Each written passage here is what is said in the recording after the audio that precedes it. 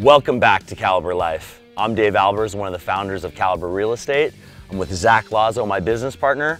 We're here in Olympic Manor in Ballard, Washington to transform this mid-century modern home into something amazing. And to top it all off, we've invited 10 of our agents to come through and share their creative advice and hopefully figure out whether or not we're on the right track. Welcome everyone to Field Trip Friday. Thank you guys all for making it. I know that it was a big commute for a lot of you. We're here in Ballard. The biggest thing that I'm excited about is this is a 1960s mid-century home and pretty much it's untouched. It's like a time capsule. Nothing's really been improved since. And so it's gonna be really important that we get your ideas. This is a project that we just closed on and we need some great ideas to figure out if we're on the right track or not. And we're gonna share our ideas, but honestly, we want some of your creative ideas as well. So let's go check it out. Okay guys, we're gonna first start in the dining room. Come on in. So we have the view out there, and as soon as you walk in the door, you can't really see it. I feel like there's some things that need to be done. So I'm thinking vertical windows here. You're looking into your, in my opinion, your formal dining room area. Just keep in mind, like this is your dining room area, and you're pouring out to a covered patio area where you're having your cocktails, you're having your lounge party, you have your gas range, second kitchen out there, and then you bring everyone out, open concept, past that fireplace, seeing the water. Yes, Renee? I don't agree. Okay. A second. You're walking in to a $2 million house, and the first thing that you see is a dining room. I think this, I know that we're gonna explode out here on the kitchen, but I think this suits better for a lounge. When someone is cooking, people are having cocktails over here, they're engaging. What prevents you from putting a door in the dining room that goes out to the deck? But I feel like the lounge area or whatever right here would be perfect. You're going to have a beautiful dining area, then you're going to have your, I mean, that's where your view is. That's where you're going to hang when you're entertaining. Yes. But when you're here and you're cooking and your kids are just kind of hanging out or whatever, this is where they'll sit. You might have a TV in this room, whatever you decide. Let me ask you this though. Have you been here on a hot summer day? That's where the sun's coming from. On an afternoon day, you're baking. Oh my God. You're baking in that sun. I think I really agree with what you're talking about in terms of flow and having people walk through the home and having multiple areas to sit down, have conversations, have some snacks, and then have a formal place to sit down where the main food comes out. Over there. I think a lot of the social stuff happens over here, but having a formal dinner by the garden over here is where we were thinking. If you were having a dinner party, you were having a formal dinner party, would you want to be sitting here for the evening? Or would you want your guests to be sitting out there and enjoying the view and having a nice dinner? Exactly. I would want to be out there. Yeah. Okay, let's just look at it from another perspective in the other room and then make our final decisions. Agreed. Cool? Okay. All right. Great. My only qualm and my only thought is that you're sandwiched into this small space. So if this is going to be your formal dining area, is it possible? I'm not saying it's not possible, but is it possible that this is a little bit too small? If this is your one formal dining area. Okay. Right, so obviously we're gonna take this whole structure, if possible, we're gonna take it out. So we have a huge open concept, right? Agree. Then you decide, I think at that point, what goes where, right? So, I mean, I have a million questions. I do agree that the formal dining room, like you said the word sandwiched, but I don't know what's sandwichy about this. This is about 15, 20 by, I mean, have you been in I've seen bowling alleys bigger, but I mean, this seems like a pretty good sized dining room. Okay, here's the thing. I don't know if you guys know this, but I'm actually Zack's barber. And this is just like in work. I do all the work, he looks good. Just like this project, I'm gonna do all the work. It's gonna be the most amazing thing you've seen, and he gets to sell it. That's the relationship we have. I do the work, he gets the glory. Well, and I also think that once where that fireplace is currently, where it butts out like that, that goes away.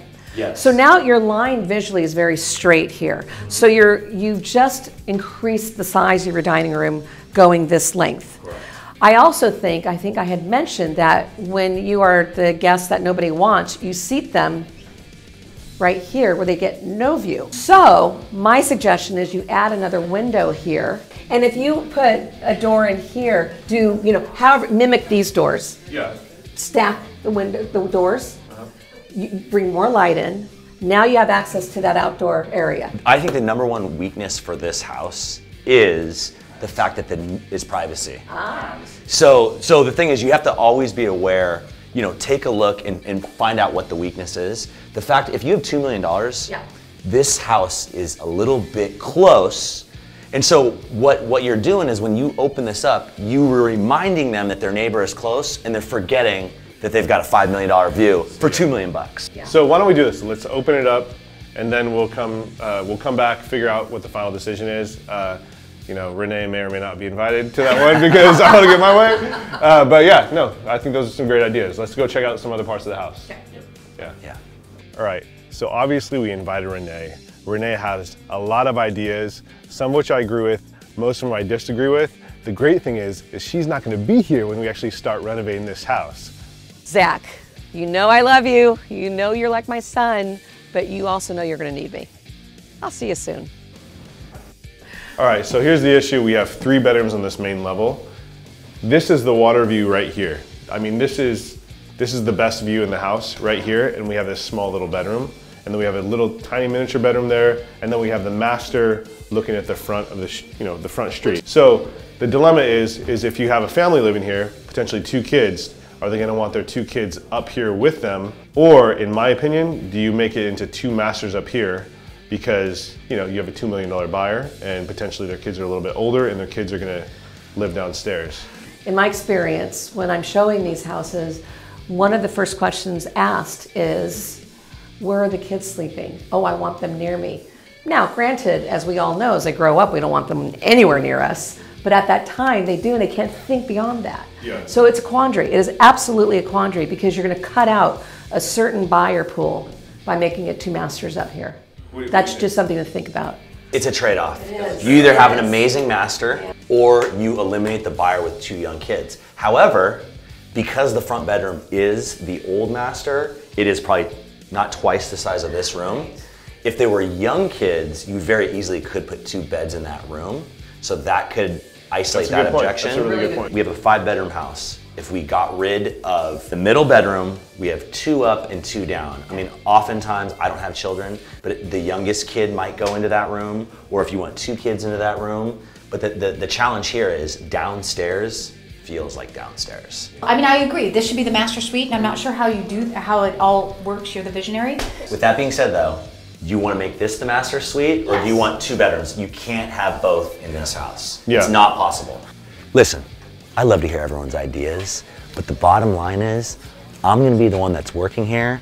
They're just throwing their ideas out, so ultimately, the only opinion that matters is mine.